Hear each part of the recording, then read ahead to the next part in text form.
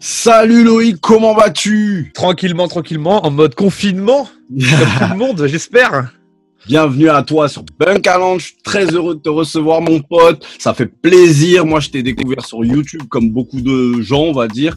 Est-ce que tu pourrais définir ton activité pour ceux qui ne connaissent pas? Comment tu définis ton boulot dans le digital? Alors moi je suis Loïc Reviews, peut-être que les gens me connaissent parce que j'ai lancé une chaîne YouTube en 2006 mais qui a percé qu'en 2015 avec le format de première écoute. Je faisais des premières écoutes de rap, R&B, électro et autres genres confondus. En gros, les musiques que moi j'écoutais. Et en fait, c'est un format qui a percé sur YouTube. Hein. Ma chaîne a explosé. J'ai fait des milliers de vues, etc. Et du coup, j'ai mis un petit peu ça de côté pour en fait me concentrer sur d'autres choses, notamment des lives où je fais des écoutes en live, la gestion. Je suis manager d'une artiste, de la DA un petit peu pour des petits artistes, du conseil pour des beatmakers, etc. Ouais, je suis toujours dans le digital marketing, mais je suis plutôt en fait resté en fait sur les trucs que moi j'ai vraiment envie de faire et pas juste en fait faire des vidéos pour faire des vidéos. Je fais vraiment des trucs vraiment qui me passionnent comme maintenant. Parce que j'ai vu que tu avais fait une vidéo pour stopper, justement, pour expliquer pourquoi tu as arrêté de faire tes premières écoutes, tout ça, et tu avais vraiment envie d'aller de l'avant, de faire de nouveaux projets. Et là, au jour d'aujourd'hui, quels sont ces nouveaux projets? Tu pourrais nous en parler? Bien sûr. Alors, du coup, là, actuellement, dans ce qui va arriver très rapidement, c'est là, par exemple, j'ai lancé un beat contest, en fait, j'ai un Discord, en fait, où j'invite des beatmakers, des rappeurs, etc., etc. Et en fait, j'organise un beat contest. J'ai lancé le concept il y a quelques temps et ça s'est déroulé la nuit dernière. Où en fait l'idée c'est quoi? C'est que via mon Discord privé, je fais rencontrer des beatmakers, amateurs, experts, peu importe. Et l'idée c'est quoi? C'est qu'en une semaine, je lance un thème un lundi. Là par exemple, le premier beat contest c'était avoir une prod avec de la flûte. Ouais, j'ai vu sur ta chaîne. Voilà, et donc en fait le samedi du coup j'arrête je récupère tout ce que j'ai reçu et le samedi soir je fais une écoute de tout ce que j'ai reçu et après je laisse du coup les viewers en fait choisir qui est le gagnant quoi. Et je trouve que c'est plutôt cool comme format. Là à côté de ça j'ai envie de faire autre chose, j'ai envie de faire des écoutes encore une fois mais d'un autre format, de côté plus interview qu'écoute, avec les artistes, avec les producteurs, avec les beatmakers. Je pense que c'est quand même beaucoup plus cool que juste en fait faire une écoute dans ma chambre. Bah ouais, et d'autres aussi vidéos. Bah ouais, carrément. Et en fait, d'autres vidéos qui touchent un peu plus à l'high-tech, puisque je suis aussi fan de technologie. Et je pense que faire des vidéos justement où je rencontre en fait des producteurs, justement, des créateurs, en fait, des personnes en fait passionnées de high-tech comme moi, je pense que ça pourrait être cool aussi, justement. Bah ouais, carrément, t'es dans les geekeries, t'es dans les bails de Discord, exactement. T'es dans les Twitch. Toi, tu maîtrises OBS, ça sent. OBS, ce genre de bail, effectivement. Et du coup, toi, t'es un passionné de rap musique. Comment t'en es venu à écouter cette musique? Quel est ton premier souvenir rap? Comment t'en es venu vraiment à te spécialiser dans ce truc? Beaucoup de questions. Alors, en fait, moi, si tu veux, la musique de base, faut savoir que je suis le dernier d'une famille de 5 garçons. Ah ouais, donc, vous êtes j'ai mes 4... De ouf. Donc, en fait, moi, j'ai les 4 grands frères qui m'ont. C'est ça, exactement. On est les. Comment ça s'appelle déjà dans NBA, dans Space Jam? Les Monstars. Vous êtes les Monstars. Les Monstars. Et donc du coup en fait tous mes frangins en fait ils m'ont apporté énormément en fait de leur culture musicale, que ce soit mon plus grand frère avec de la funk et de la house, ensuite mon autre grand frère qui m'a apporté tout ce qui était soul, les rap américains, mon autre frère qui m'a apporté en fait tout ce qui était justement rap français et rap urbain France, et mon autre frère qui m'a apporté beaucoup plus tout ce qui était électro, techno, etc. J'ai beaucoup appris de mes frangins et franchement c'est là en fait que j'ai commencé à comprendre que la musique c'était vraiment en fait ma pure passion.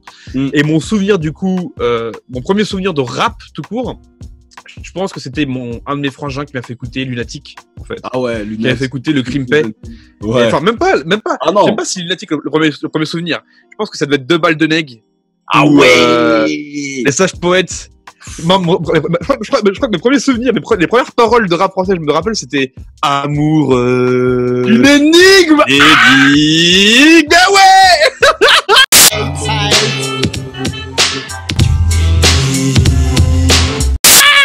Vrai bail, tu vois. Le flow de Danny Dan et dedans était. C'est ça, les bails de slow.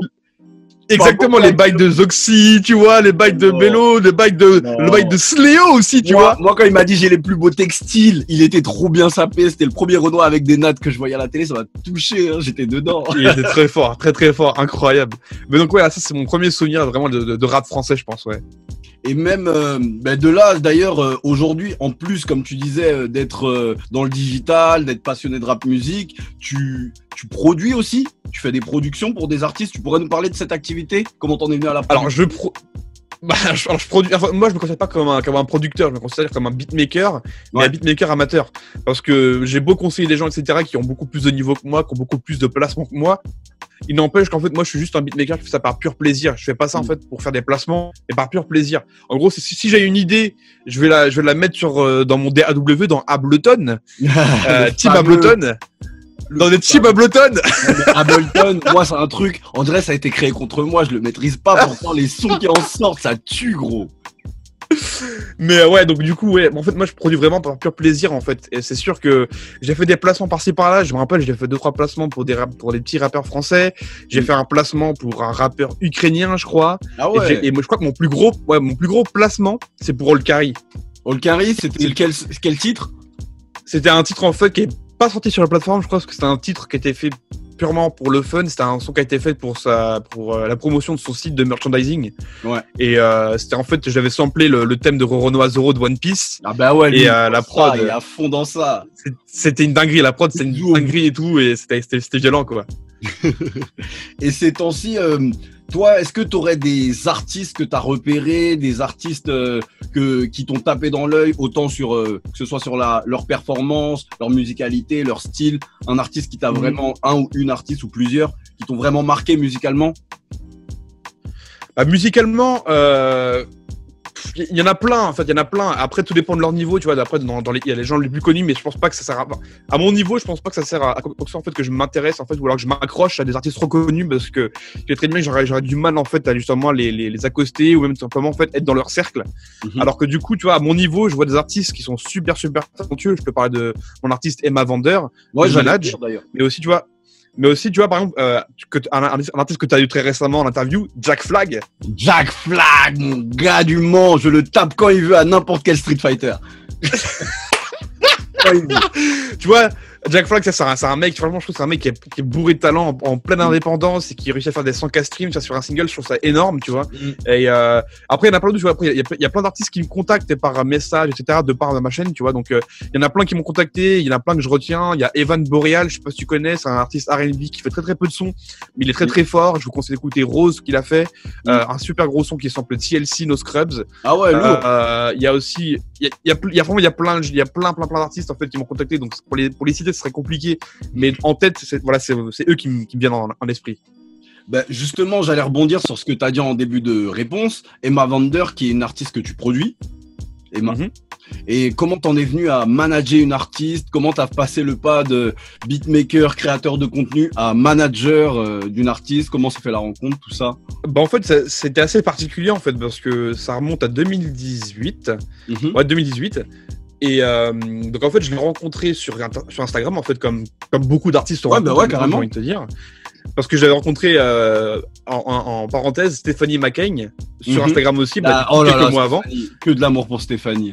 Que de l'amour pour Stéphanie.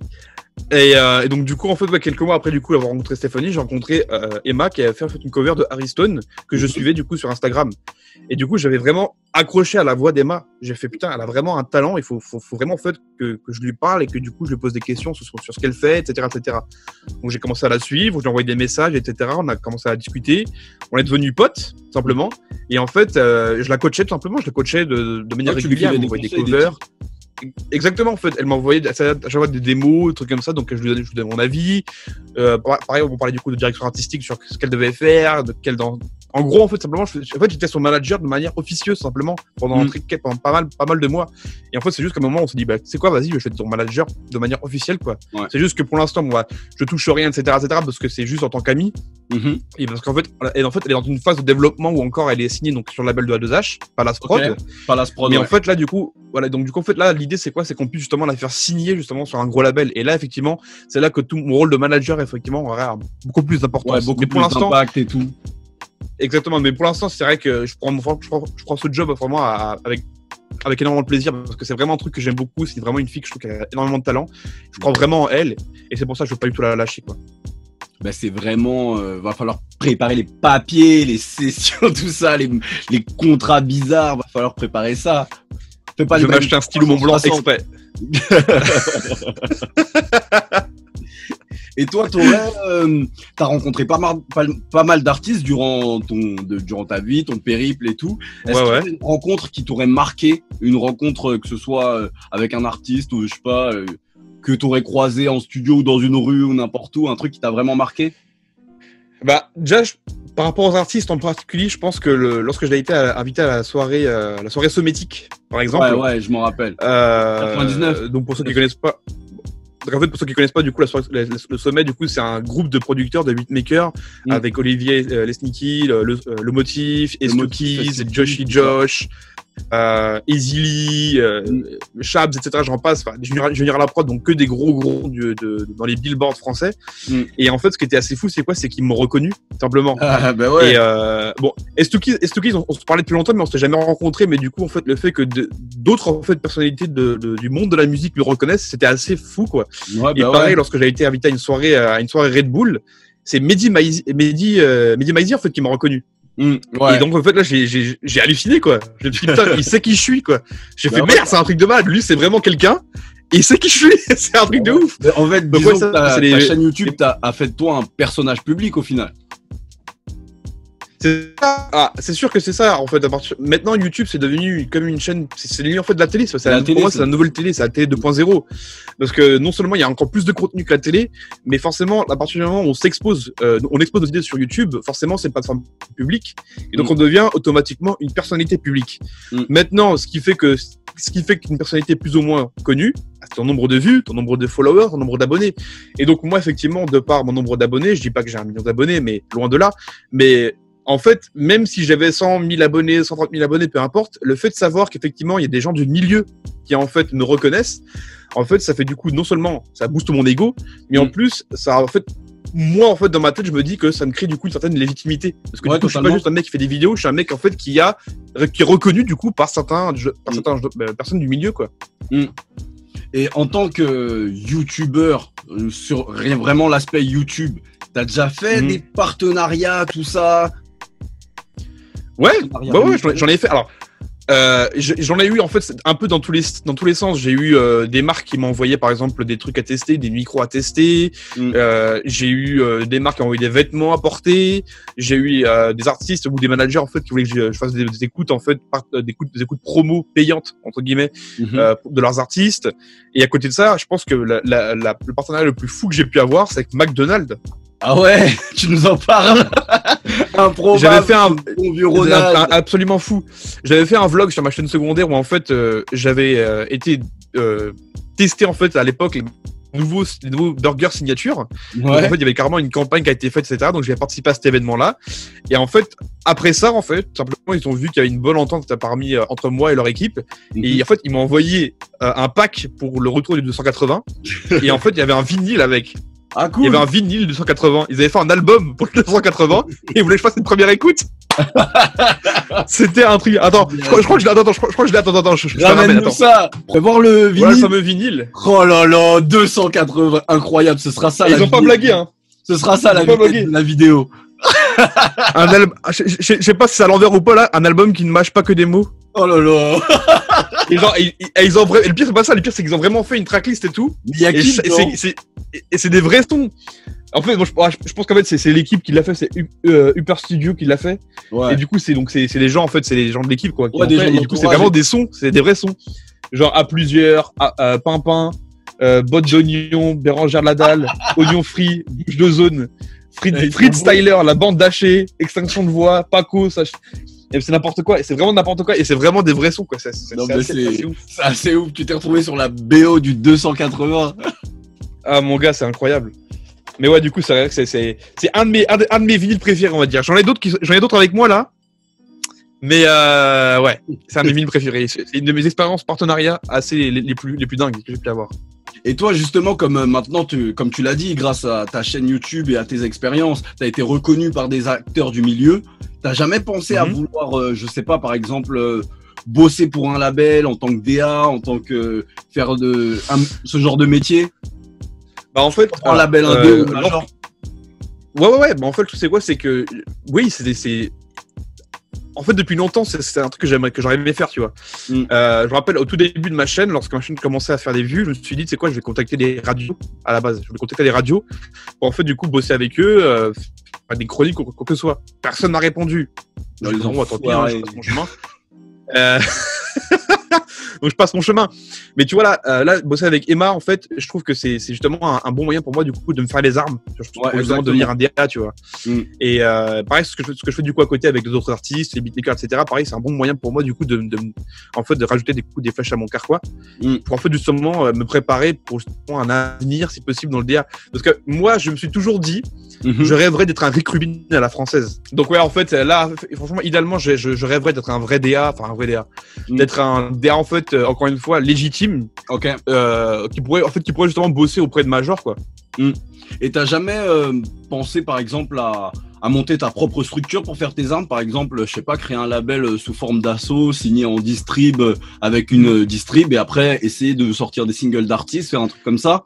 Bah, c'est une idée en fait. J'aimerais bien du coup bâtir en fait ma propre entreprise, ma propre structure en fait de management peut-être, ou alors même simplement juste un genre de conglomérat de musique, où peut-être effectivement je pourrais être l'intermédiaire en fait justement entre les beatmakers et les faire signer justement sur tel ou tel placement. Tu vois, le nouveau Pascal Nègre avec #NP.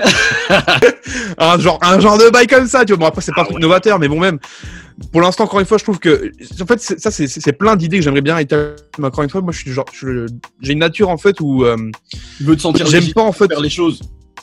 Non, pas forcément en fait c'est juste que d'une part oui, mais en fait j'aime pas avoir des idées et me lancer directement. J'aime bien avoir des idées, mais en fait savoir comment je vais faire ça proprement. Ok. Tu vois. C'est pour ça, par exemple, tu vois, actuellement, je parle par rapport à mes vidéos, tu vois, je parle de nouveaux projets depuis très très longtemps, mais c'est parce que j'ai pas encore réussi, en fait, à trouver le bon angle.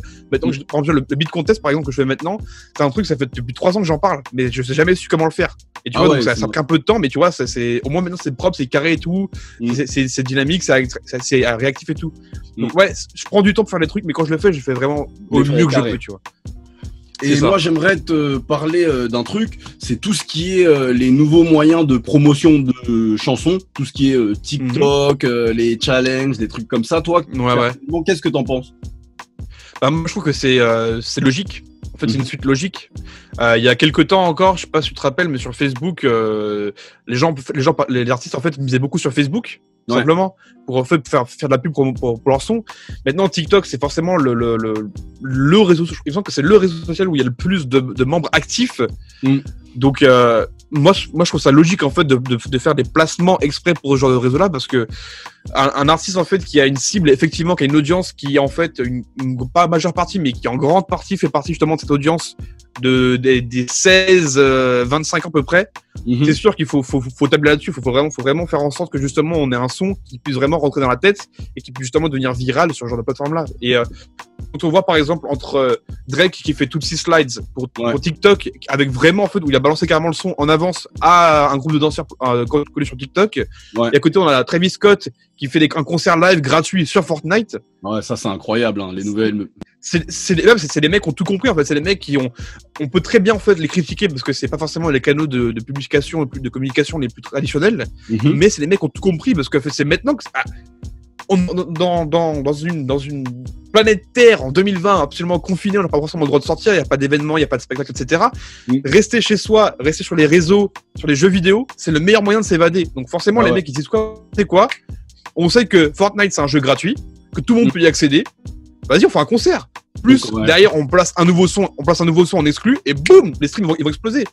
C'est ça qui est balèze. C'est comme là actuellement sur Instagram avec les versus de Timbaland et Swizz Beatz. Ouais, incroyable ce qui se passe sur Instagram. C'est un truc absolument fou. Révolution. Ben sans Tory Lanez, je te le dis, on serait pas là. J'admets. Mais tu vois, c'est un truc de fou. Mais tu vois, regarde, les gens le versus. Là, le dernier versus en date, c'est quoi? C'est Teddy Riley et Babyface. Voilà, et c'est un truc de malade parce que Teddy Riley et Babyface, c'est des mecs connus dans le milieu, mais grâce à ce live-là, déjà de 1, ils ont pété le record de personnes en live sur Instagram, plus de 500 000 je crois, et en plus de ça, ça a triplé ou même quadruplé en fait leurs chiffres en streaming. C'est un truc de psychopathe. Si tu mises pas sur les réseaux sociaux, c'est que t'es has-been déjà.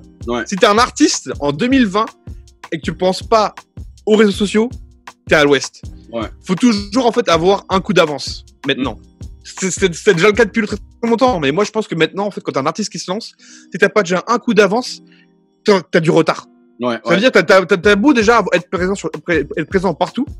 Si tu penses pas déjà en fait à la prochaine vague, t'es à la ramasse. Et toi, quel serait, ben justement, j'allais dire, t'as répondu à ma question. En fait, c'était quel serait, dans mon truc, c'était quel serait le conseil que tu donnerais à un artiste qui se lance en 2020? Ouais, bah voilà, enfin, effectivement, j'ai répondu à la question. T'anticipes, hein? Ouais, donc, niquer mon truc! Mais ouais, en vrai, je pense que, ouais, pouvoir en fait, je pense qu'un artiste en 2020, il doit être artiste et pas forcément compositeur, pas forcément beatmaker, pas forcément chanteur. Il doit en fait toucher un petit peu à tout et surtout au numérique. Il doit savoir comment fonctionnent les plateformes digitales, les plateformes de streaming. Il doit savoir comment fonctionnent les réseaux sociaux. Il doit savoir comment ça fonctionne les trending topics, tous les sujets tendances. Il doit savoir comment fonctionnent les tendances, les Google Alerts. Il doit vraiment être au courant de tout ce qui l'entoure comme environnement parce que c'est un pion dans l'environnement.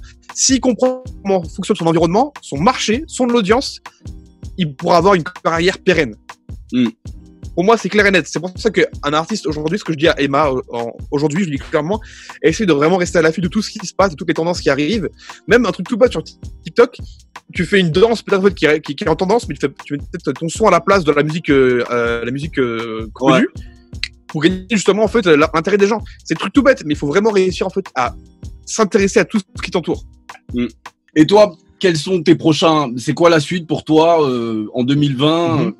Quelle est la suite pour Loïc Review? La suite pour Loïc Reviews, en fait, je pense que déjà, ça va être continuer. Là, il y a MA qui va sortir son EP en été, logiquement. Ça a pris du retard à cause, malheureusement, du confinement, etc. Donc, les mix ont pris un peu de retard et tout. Mais normalement, son premier EP sortira là cet été, normalement. Donc, ça, c'est cool. Donc, on va bosser là-dessus. On va aussi, du coup, bosser à l'après premier EP. Comme je disais, du coup, peut-être la signature en label ou quoi que ce soit. Donc du coup, on va bosser sur son premier EP, c'est ce qui va suivre après. Mais à côté de ça, moi, je vais bosser sur mon travail parce que je suis facteur. J'ai un travail important. Donc, important aussi, du coup, de gagner de l'argent, hein. C'est important aussi, du coup, c'est bien d'en dépenser dans des micros et des caméras, tu vois, mais il faut aussi en gagner de l'argent. Donc ça, pareil, en fait, de continuer, du coup, à développer mon audience sur d'autres réseaux. Je me suis mis sur TikTok, je me suis mis sur Instagram beaucoup plus de manière active, sur Discord. J'essaie vraiment de faire en sorte de créer un vrai réseau avec les beatmakers, les producteurs de musique, les passionnés de musique, etc. Et comme je te dis, en fait, les projets de vidéos que j'ai pour la suite, quoi. Donc faire peut-être moins de vidéos, moins fréquemment, et faire des vidéos de qualité, quoi. Donc ça, c'est mes projets pour 2020. En tout cas, moi je te souhaite le succès, hein. Moi je te suis depuis un petit moment, on papote à distance et tout, et moi j'aime beaucoup ce que tu fais. Ça fait longtemps qu'on se parle. Bah ouais, carrément. Un jour on s'est même raté au concert de Nerd, Kendrick et tout, là on était dans le même truc. Je t'ai vu au loin, je me suis dit je vais le capter après. Après laisse tomber, je me suis emporté. C'était au Summer Jam, Paris Summer Jam, je crois. Exactement. C'est ça. Ouais, c'est un truc de ouf. Mais bon. En tout cas, moi je te remercie d'avoir répondu à ces humbles questions. Je te souhaite le meilleur pour la suite. Merci à toi. Et prends soin de toi pour la suite. Et gros bisous à Bunkaland, tous les gens qui nous suivent. Hein. Bunkaland, c'est la vie, faut jamais oublier ce truc-là. Prends soin de toi, mon pote.